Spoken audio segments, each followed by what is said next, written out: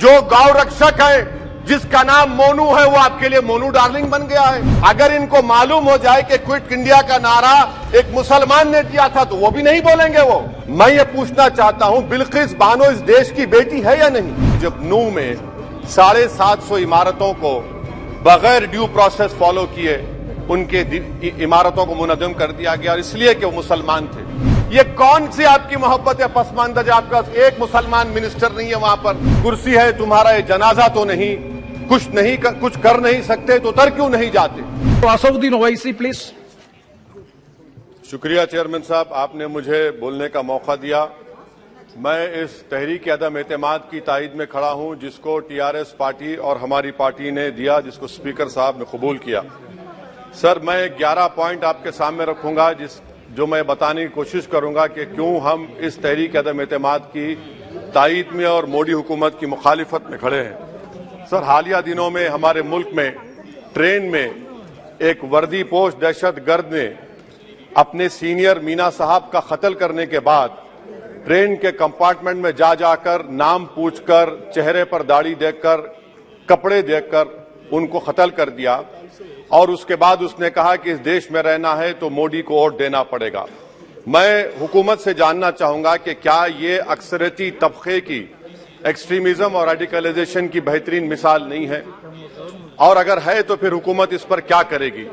Sir, हमारे आइन में, संविधान में लिबर्टी ऑफ कॉन्शियस को लिखा गया, तमहीद में, यानी जमीर की आजादी का जिक्र किया गया है। मैं हुकूमत से और खास तौर से वजीर आजम से जानना चाहता हूं कि कहां गया इस हुकूमत का जमीर, कॉन्शियस जिसको अंग्रेजी में कहते हैं, जब नूह में 750 इमारतों को बगैर ड्यू प्रोसेस फॉलो किए उनके इमारतों को मुनज़्ज़म कर दिया गया, और इसलिए कि वो मुसलमान थे, पूरे के पूरे इलीगल थे। इसीलिए पंजाब की हाईकोर्ट, हरियाणा की हाईकोर्ट ने कहा कि ये एथनिक क्लेंसिंग है। इसकी एक बेहतरीन मिसाल है उस हुकूमत की। तीसरी है कि इस मुल्क में एक नफरत का माहौल, बल्कि एक आतिश को पैदा कर दिया गया, मुसलमानों के खिलाफ नफरत का माहौल। ये 9 साल का इनका ये कारनामा है। तीसरा सर, मणिपुर के ताल्लुक से कल बड़ा लंबा जवाब वजीर दाखिला ने दिया। सर, आसाम राइफल के ऊपर केस बुक हो जाता है, एफआईआर हो जाता है। क्या हो रहा है वहां पर? कहां गया आपका कॉन्शियस, कहां गया आपका जमीर, जब वहां की महिलाओं की अस्मत रेजी की जा रही है? और आप मुख्यमंत्री को नहीं हटाना चाहते इसलिए क्योंकि वो कोऑपरेट कर रहा है। सर, मैं हरियाणा और मणिपुर के वजीर आला के लिए, किसी शायर ने अच्छा कहा था कि कुर्सी है तुम्हारा, ये जनाजा तो नहीं, कुछ कर नहीं सकते तो उतर क्यों नहीं जाते?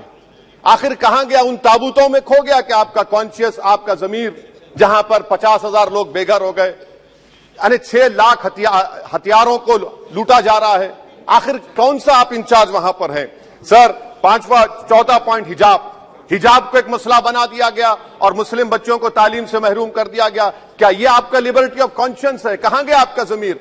सर, अभी आपने फाइनेंस मिनिस्टर साहबा ने कहा, यहां पर डीएमके के मोहतरमा कनीमोजी ने महाभारत के द्रौपदी का जिक्र किया।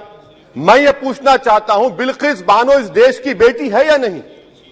जिस बिल्किस बानो को 11 लोगों ने रेप किया, प्रेग्नेंट थी, उसकी मां का रेप किया, उसकी बेटी को कत्ल कर दिया, उसकी मां का कत्ल कर दिया, आपने कातिलों को रिहा कर दिया। ये आपका कॉन्शियस है? ये आपका कॉन्शियस है? आप तो मेजोरिटेरियन पॉलिटिक्स को फरोग दे रहे हैं। सर, चौथा, आज चाइना के ऊपर कोई नहीं बोलते हैं। प्रधानमंत्री मोदी ने उस वक्त 2013 में, जब प्रधानमंत्री नहीं थे, कहा था कि समस्या बॉर्डर पर नहीं, दिल्ली में है। अगर हम अपनी जमीन पर हैं तो डिसएंगेजमेंट क्यों कर रहे हैं?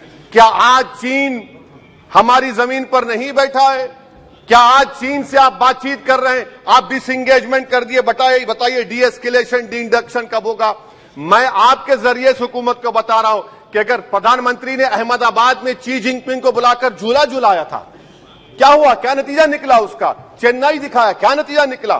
सर, इसलिए चीन पर बोलिए, चीन को उखाड़ कर फेंकिए। सर, और एक पॉइंट जिस पर मैं मुखालिफ तायद में खड़ा हूं, हाई इन्फ्लेशन है इस मुल्क में, हाई अनएम्प्लॉयमेंट है, स्टैग्नेटिंग कंजम्पशन है। इसकी वजह से महिलाओं में हाई एनीमिया लीड कर रहा है। ये हुकूमत इसकी जिम्मेदार है।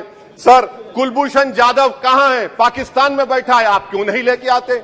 आप विश्वगुरु कहते हैं, कुलभूषण जाधव को भूल गए आप। कतर में 8 नेवी ऑफिसर 1 साल से जेल में हैं, आप नहीं ला सके उनको। सर और एक चीज, 1991 का प्लेसेस ऑफ वर्शिप एक्ट इस ऐवान में पास किया गया था कि तारीख के जख्मों को नहीं खुरेदा जाएगा। आप खुरोद रहे हैं उनको। मैं आपको इंतबा दे रहा हूं, वार्न कर रहा हूं, इस मुल्क को 90 के दहे में मत लेकर जाइए। 91 का एक्ट सुप्रीम कोर्ट में जवाब दीजिए कि आपकी हुकूमत 91 प्लेस ऑफ वर्शिप एक्ट की कायम है, उस पर कायम रहेगी। यूसीसी सर, इस यूसीसी का फॉर्मूला क्या है? एक मुल्क में एक मजहब, एक कल्चर, एक जबान। ये तो डिक्टेटरों का फॉर्मूला है। भारत एक गुलदस्ता है, भारत एक मोजाइक है। यहां पर बेशुमार जबानें, बेशुमार मज़ाहिब बोले जाते हैं और हिंदू अनडिवाइडेड फैमिली में sir I am concluding 8 crore 75 Hindu खानदानों को 3,800 करोड़ डिडक्शन मिला। इसके बारे में आप क्या कहेंगे सर? मैं कंक्लूड करने से पहले आपको बताना चाह रहा हूं कि माइनॉरिटी वेलफेयर का बजट 40% कम कर दिया गया। पढ़ो प्रदेश, प्री मैट्रिक स्कॉलरशिप कम कर दी गई, मौलाना आजाद फाउंडेशन खत्म कर दिया गया फेलोशिप, और इसकी वजह से 1,80,000 मुसलमान हायर एजुकेशन में गायब हो चुके हैं। सर मैं इख्तिताम में कह रहा हूं कि पसमानदा मुसलमान से प्रधानमंत्री को बड़ी मोहब्बत है। ये कौन सी आपकी मोहब्बत है पसमानदा, जो आपका एक मुसलमान मिनिस्टर नहीं है वहां पर? इखलाक से लेकर पीलू खान से लेकर अफान अंसारी से लेकर लुकमान अंसारी, मॉब लिंचिंग पूरे पसमानदा मुसलमान की होती है। पावरलूम बंद है अंसारियों के, कुरैश बरादरी का कारोबार बंद किया जाता है। स्पीकर सर, मैं कंक्लूजन में अभी कल हमारे होम मिनिस्टर ने कहा था क्विट इंडिया। अगर इनको मालूम हो जाए कि क्विट इंडिया का नारा एक मुसलमान ने दिया था तो वो भी नहीं बोलेंगे। वो नहीं मालूम था उनको। उसका मैं कंक्लूड कर रहा हूं, उसका नाम यूसुफ मेहर अली था सर। यूसुफ मेहर अली ने क्विट इंडिया का नारा बनाया, जिसको महात्मा गांधी ने सारे देश में एक पैगाम किया। मैं कंक्लूड कर रहा हूं सर, इस देश में अगर आज क्विट इंडिया करना है तो कहना पड़ेगा चाइना क्विट इंडिया। जो गौ रक्षक है, जिसका नाम मोनू है, वो आपके लिए मोनू डार्लिंग बन गया है, उसको कहिए क्विट इंडिया। सर जो लोग तुष्टीकरण की राजनीति आप कर रहे हैं, आप हिंदू अक्सरियती लोगों में हथियार बांट रहे हैं, ये आप देश के लिए खतरा पैदा कर रहे हैं। Sir I am concluding. इसीलिए हम आपसे अपील कर रहे हैं कि हुकूमत से कह रहे हैं कि आप जो सियासत कर रहे हैं इससे नुकसान देश को होगा। प्रधानमंत्री जब खड़े होकर जवाब देंगे, हम उनसे पूछना चाह रहे हैं, पॉइंटेड क्वेश्चन है, क्या देश बड़ा है या हिंदुत्व गोलवालकर की आइडियोलॉजी बड़ी है? मैं इस तहरीक अदम एतमाद की तायद में खड़ा हूं और हुकूमत की मुखालिफत में। सर एक आधा मिनट सर, दो लोग, दो महाज है इस मुल्क में, एक चौकीदार है, एक दुकानदार है। एक चौकीदार है, एक दुकानदार है। जब जुल्म हम पे होता कोई मुंह नहीं खोलते। यूएपीए का कानून अमित शाह ने लाया, इन दुकानदारों ने तायद की। आज उस यूएपीए का कानून में 83 साल का बुढ़ा सिपर खत्म करो, सिपर नहीं होने से मर गया।